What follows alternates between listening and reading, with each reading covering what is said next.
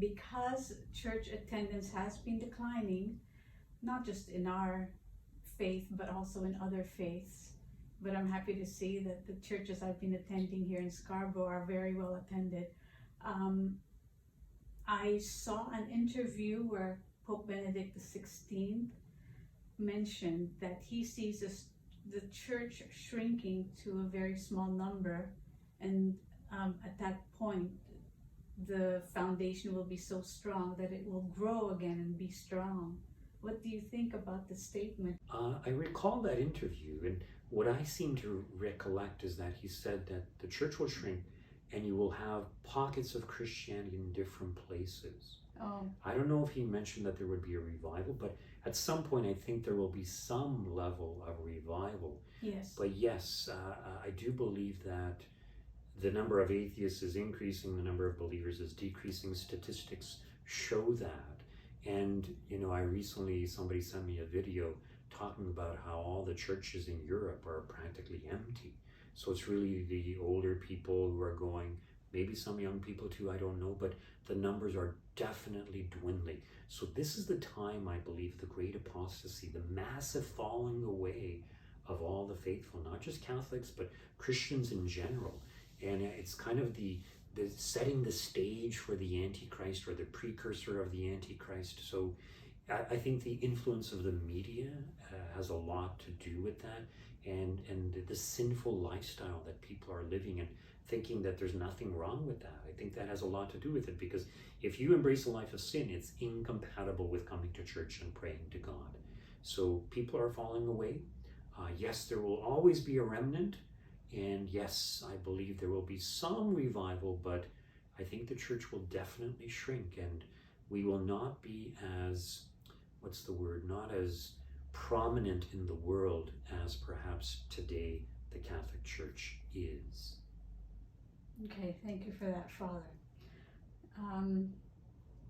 How about remote prayer groups? Have they been a growing dynamic in the church, do you think?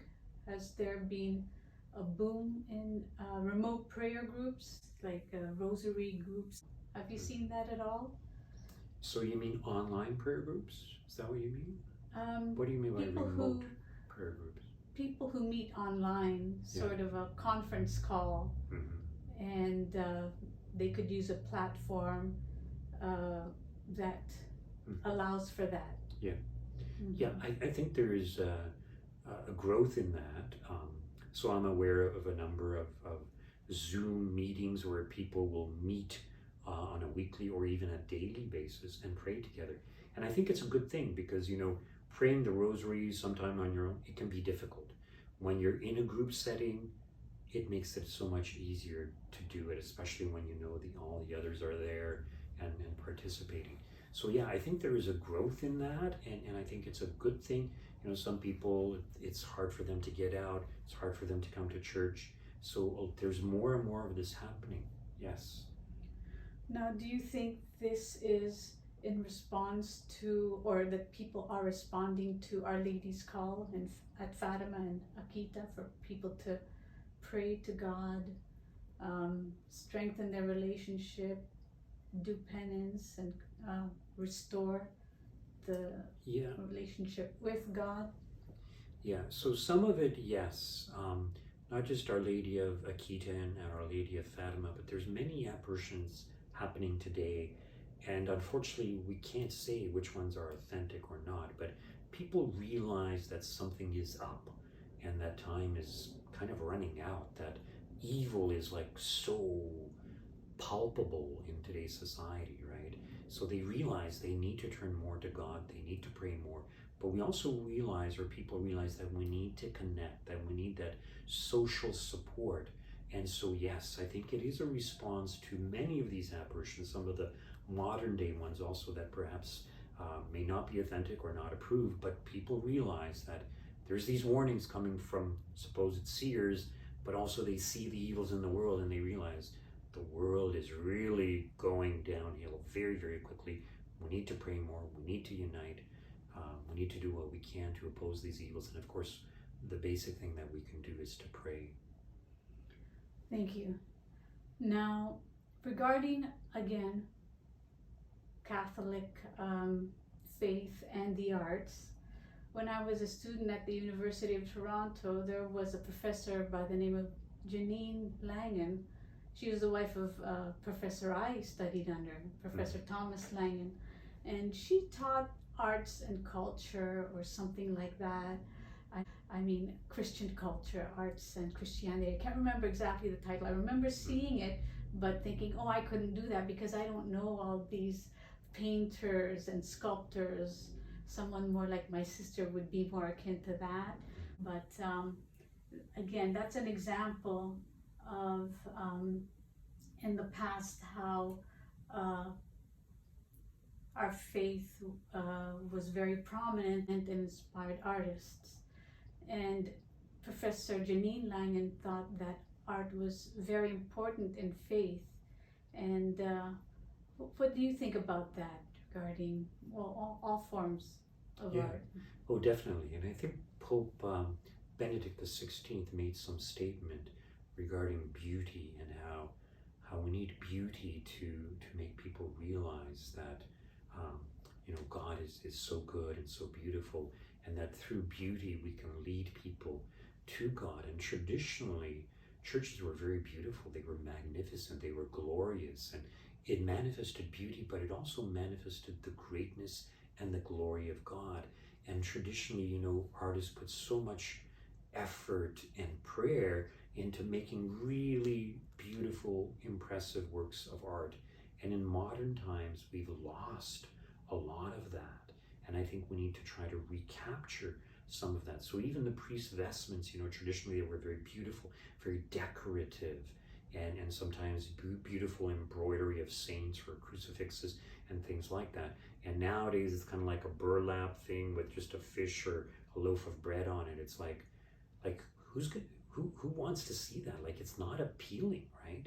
So in other words, beauty appeals to people. They like to see beauty. However, in modern times, part of the problem is that we're competing with the media. We're competing with the television. And they know how to portray scenes to make it beautiful. And so even the modern works of art, they're saying that, AI, artificial intelligence, can produce greater works of art than even human beings. So there is this competition to draw people away from sacred art. And we need to draw people back. I remember reading, even Saint Bernadette, right? I think the priest or the bishop gave Bernadette like a holy card. I think it was the priest. And people would treasure that holy card because it was a beautiful image, and like they didn't have pictures, they didn't have images. Mm-hmm. Whereas now it's like you can just download any image you want. You could look at so many things, and people don't appreciate the beauty of art and all that goes into making those great works of art, which is very unfortunate. You mentioned the media. I believe movies and TV are a form of mass media. Mm-hmm. So to you is something like the movie The Passion by Mel Gibson and The Chosen, a very popular, you could call it TV series. Mm-hmm. Do you think that they could be considered art? Oh, definitely, yes. I think so too. It's helped me experience, as you mentioned, in different forms of prayer. It has helped me revisit things in the Bible. People say Catholics are not biblical. We are extremely biblical. Every day of the Mass we hear so much of the Bible. And so, yes, for me, I find The Passion inspirational, and some parts of The Chosen. I wish that in The Chosen they did remind everyone that St. Jude Thaddeus is Jesus' cousin, but I don't know, somehow that's forgotten. But that's okay. Right. We'll forgive them. Yeah. But yeah, definitely. The television is one channel for the production of art, one area where art can be done. And actually, not that long ago, I watched a movie. It was called A Hidden Life. And it was in German, I believe, with subtitles. And it was about a German man married to a woman, and they have a few children. But he refuses to join the army at the time of Hitler, because he just feels it's an unjust war. And so the struggles that he goes through. But this movie was wonderful. It was so beautiful.